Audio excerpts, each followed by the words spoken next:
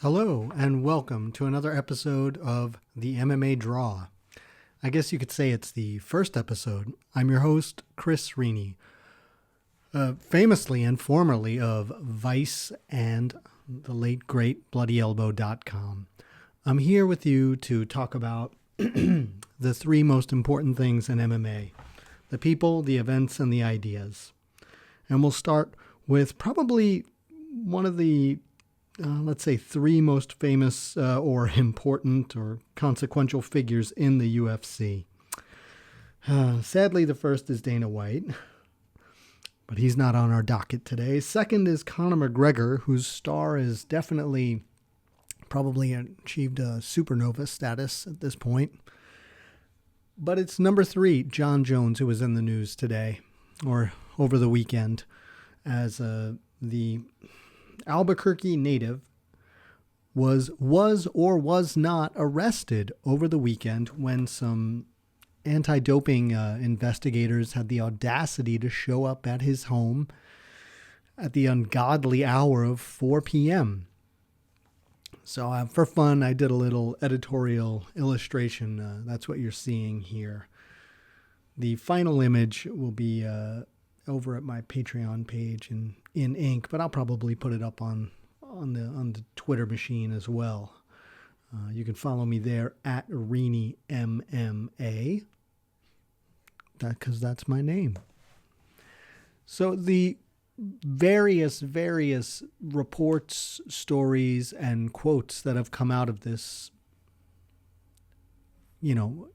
thousandth, uncountable number of incidents that Jon Jones has been involved in. The one that struck me as most funny was Jones's characterization of the event as, "I was celebrating a birthday and taking a nap." So that's what I decided to draw. Everything that flowed out after that is a never-ending series of conflicting statements comparing the story that the testers brought out versus the refutation and, reputation defense that came out of Jon Jones's social media accounts. I think it's kind of difficult to parse what did and did not happen. Probably one of the most damning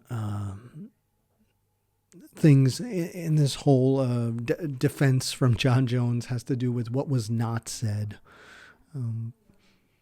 When he characterizes the drug testers as being unprofessional, yet does not deny the actions that they claim he took, that's probably the the lie of omission, or the that's the methinks he doth protest too much about things that are, unverifiable. Their professionalism versus the things that, perhaps there were two testers. I mean, I know there were two testers there, and perhaps one person did see Jon take away this woman's phone, and I don't know. Anyway, it's just another day in the life of, a person who's so talented that we've let them, behave in such a way that would preclude or prevent them from ever being employed by a corporation the size of the UFC. But they're a moneymaker. It reminded me of an old story. Originally, I was a baseball guy. I grew up in a baseball family in New York City, nothing but Mets and Yankees fans. And there was a guy I read an article about many years ago, and this stuck with me forever. His name was Steve Howe. And Steve Howe was a relief pitcher who died rather young. His drugs of choice were cocaine and methamphetamines, which sound rather extreme for a professional athlete, but it is what it is. Howe was somebody with a well-documented drug problem with some fairly serious drugs, capable of pitching for multiple teams, leaving the sport, coming back. And the simple answer was like, he was a left-handed pitcher.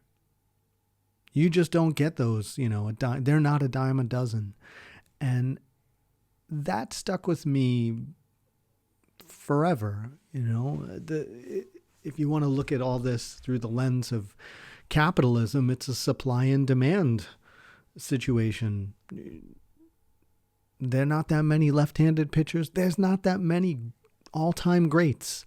There are definitely not that many people who can drive pay-per-views over 170 pounds. There aren't even that many great fighters above 170 pounds. Have you looked at basically once you get out of the top 5 of the upper weight classes, things get a little bumpy. And we can talk another day about why that is. I've got my own theories and my own feelings. How is it that the sport has evolved so much and become spectacular in terms of the in-cage performances, yet, if you want to look at like a depth of talent in terms of weight classes above 200 pounds, 185 and above, you could still go back to the Pride era and feel like, that was pretty sick.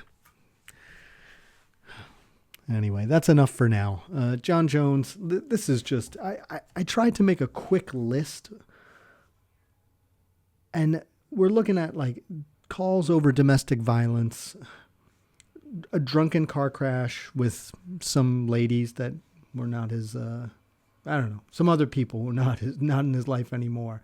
The hit and run, the arrest during the pandemic where he was shooting a gun while hanging out with a homeless person. There's a real Patrick Bateman kind of moment, right? There's the self-harm while under arrest, bashing his head into the hood of a car or a police car. I mean, this is the list I made just off the top of my head. And I feel like what Jones has done in this moment with these social media posts is just a quest to control the narrative, because his history of his shenanigan history and of shenanigans and actual crimes, or his SACs, are just too numerous to stand, to look at this incident right now and feel like, all right, I probably, I don't think no-name drug testers are out there dying to like get mixed up with the cops. I don't think regular people are out there thinking, I know, I'm going to file an assault charge against a professional athlete. You're not going to make money this way. This is a joke, A lot of defenders out there on Jones's timeline, so good for him. He's got some support. What you've been watching right now is a time lapse of this weekend's main event, Chris Curtis versus Brendan Allen. I chose a pose where neither man is landing a strike, but I love the overlapping nature of their poses. It parallels the actual dynamic of the fight, which was extremely close. I think I gave it to Curtis. And I really feel for the guy to take a short notice fight, go down to the wire, leave a piece of yourself in the cage. And then it looks like he tore his hamstring right at the end. That's a bummer. That really is. You could see if you didn't run it back right in the last 30 seconds, while defending a takedown, it looks like he really tore something, and he looked to be in pretty serious pain at the end of the fight. I was bummed out for him. I know Chris Curtis has a funny way of being in the cage where if you do something to negate his intended fight dynamic, he can get frustrated. But if you give him what he wants, I think he's one of the most fun fighters to watch. I loved his fight with Kelvin Gastelum. That was another one where, if my memory serves, he got shortchanged pretty badly due to a headbutt. That was a killer. But, kudos to the man for going out there and putting on a show in short notice. Brendan Allen, I'm not sure if he's up there in the title range, but, it's 185. It's the Wild West. So good on him for making his call out. I'd love to see him square up with Sean Strickland again, actually. It's always interesting when guys meet up again in different weight classes.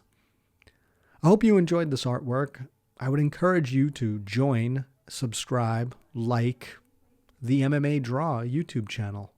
My name is Chris Rini. I'll aim to put together 3 of these a week. That would be ideal. I want to thank you for your time again. Follow me on Twitter at RiniMMA. Follow the MMA Draw wherever you can find it on Substack, podcast networks, and YouTube. Thanks for your time. Take care.